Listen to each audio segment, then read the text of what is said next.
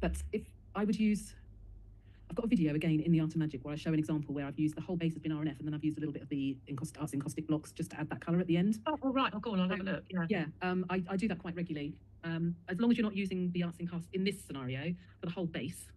I often just use a little bit if I haven't got the colour of the RNF. But equally, you can use oil paints. You can use pan pastels are beautiful with this at this stage as well. Anything that's not acrylic, or I can keep adding coloured papers. I've used strips from magazines. Why not acrylic? Acrylic doesn't work. It just doesn't fix and work well with encaustic. It's it's not a right. I mean, there are ways around it, but that's a whole another thing. As a general rule, just say encaustic doesn't work with acrylic. But I could have a real strip of colour and add in here, and I've done that where I've completely coloured my tissue and then added another layer. But again, can you see, like, I just like that.